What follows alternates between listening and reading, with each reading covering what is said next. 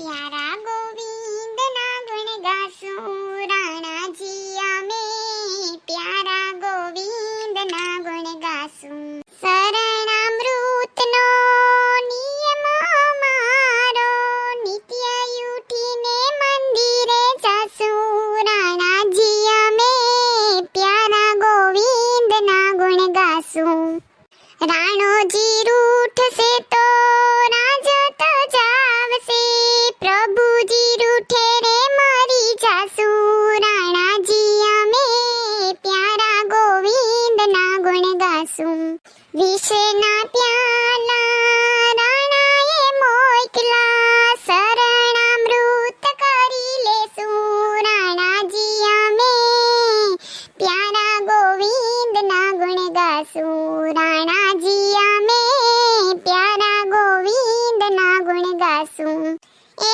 કારી મૈસી હું કરો તમે તો ભગવાનનું નામ લેતા લાગે કા હા આ ઉંમરે ભગવાનના જ નામ લેવાય ને ખોટી પંચાયત થોડી કરવાની હોય કઈ સોનલ તુંય પણ હું કેમ મૈસી તમને પંચાયત કરવાનું કહું ભગવાનના નામ લો ઈ તો હારામાં હારું ઈથી હારું એકય કામ નત આ તો મારે મૈસી તમારું કામ હતું ને તે આવવું પડ્યું બાકી તો હુંય નેવરી જ નત લે તીમાં મારું વરી હું કામ પડ્યું બોલ હું કામ છે તારે એ માઈસી તમારી મીનુડી છે ને એને તો કઈ કીધા જેવું નથી કઈ કહીએ તો સામે ધોડે હાવ કા હું થયું વરી પાછું એ માઈસી પાણી આવે ને તે તમારી મીનુડી એટલું પાણીની રેલમ સેલમ કરે ને આખું પાણી આખી હેરી સલકાવી દે ને આખું પાણી અમારી ડેલી આગળ જ ભેગું થાય હવે અમારે હાલવા સાલવામાં ન નડે કામ કેટલી વાર તો એને કહી લીધું તોય નપટીની ને ખબર જ નત પડતી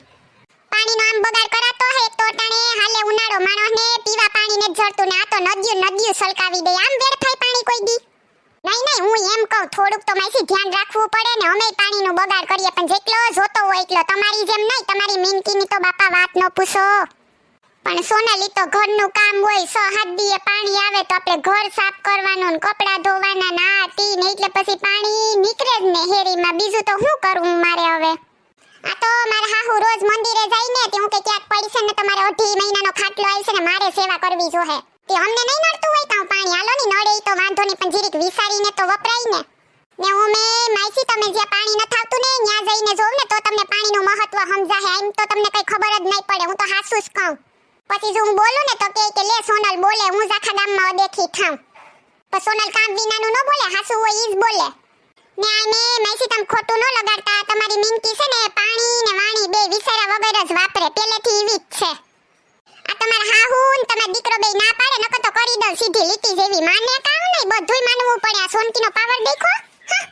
માઈસી કેટલી વાર તમે હાથ કતરીને કીધું પણ માનતી જ ન જળ બંબાકાર કોણ જાણે કીવી છે હાવ ગરમુંડીમાં હું પીધું હે કોઈને સમજવામાં આવતું જ નત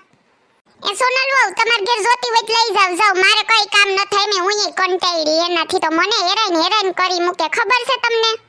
આ તો માઈસી તમને ખબર છે આમ તો હું કેવા ન આવું પણ ખોટી રીત થતી હોય તો હું જરૂર કહું તમને ખબર જ છે ને ખોટું મારાથી સહન ન થાય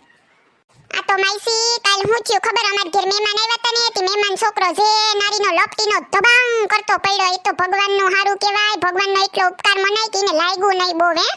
હું તો હારવણી લઈને સૂઈતી તો આ તમે દીકરો કે શાંતિથી કીજે કામ પાણી નો વેડફાય બોલો ઈ શાંતિની ભાષા સમજતી ને શાંતિથી કેવા બેહું એક નંબરની જળ ભરત છે તમને ખબર નથી હું સોનલ તુંય વાતું કરે હવે મને ખબર ન હોય એવું બને મારા દીકરાની જ વહુ છે તો હું તો ઈને પગથી માથા ઉધી વર્તું કે કેવી છે એ મારો દીકરો એનાથી કંટાળ્યો મને કેટલી વાર કીધું કે મમ્મી હવે મારે આના ભેગું નથ રહેવું તે હું વળી હું બોલું હવે માન દીકરાનું ઘર બંધાણું ને હવે તોડાય કા હું કહું કે રેવા દે બાપા આ બધી રામાયણ પેલા ઈવું જ કરતી અટાણે ઈસ કરે મારો દીકરો બિસાડો રડતો બોલ્યો મમ્મી પેલા તો ઘા કરતી હતી લાગતું બાગતું નહીં હવે તો ઘા કરી નિશાને પાકું થઈ ગયું બોલ સોનલ હવે મારે શું કરવું તું જ કે જેમ તારું નત માનતી એમ મારુંય નત માનતી બેન તો માઈસી હવે આનો તો કઈ ઇલાજ લઈ આવવો જ જોહે હો આમના માલે રાખ્યું તો મારે ઘેર રોજ ગંગાન જમના ભરી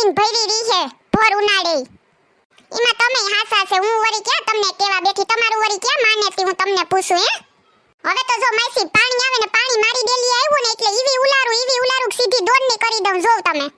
મીનકુડીના બે સોટલા ભેગા કરીને મારું પોતાના ઘરમાં જે કરતી હોય કરે લે બીજાનો હું કામ બગાડતી હે હું એમ કહું પાણીને કઈ બગાડ કરે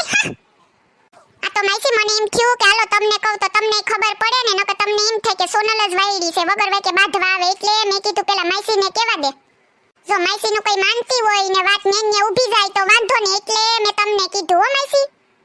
એસે ને માસી તમે ખોટું ન લગાડતો, મારું હવે ઈ તમારી મિનકી છે ને હું છે જોઈ લઈ, આજ વખતે પાણી આવે ને તઈએ જોઉં. ને માસી કયું ધૂન બોલતા હતા તમે?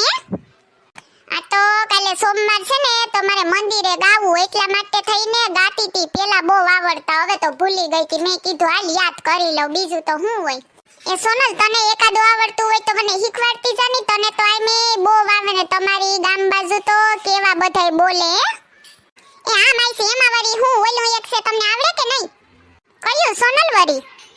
વિધિના લખિયા લેખ લલાટે ઠોકર ખાય ખાય ખાય, શ્રવણ કાવળ લઈને ફરતો, સેવા માતે પિતાની કરતો, તીર્થે તીર્થે ડગલા ભરતો, સાલ્યો જાય જાય જાય. દશરથ મૃગલા રમવા આવે, મૃગને જાણીને બાણ સલાવે, એવામાં શ્રવણનો જીવડો સાલ્યો જાય જાય જાય. વિધિના લખિયા લેખ લલાટે ઠોકર ખાય ખાય ખાય. અરે વાહ સોનલ, તને તો કેવા કીર્તન આવડે. તુંય મંદિરે આવતી હોય તો થોડોક ટાઈમ આવને તો અમને બધાયને તારા જેવા અસલના શીખવાડી દે. અરે માસી હું ક્યાં તમારી પાસે તમારી વહુની ફરિયાદ લઈને આવી હતી, ના ક્યાં વળગી ગઈ છે ને, કઈ ટાઈમ મળશે ને નેવરી હે ને તો મને કીજો, હું આવી હો. હારું હાલો તો હવે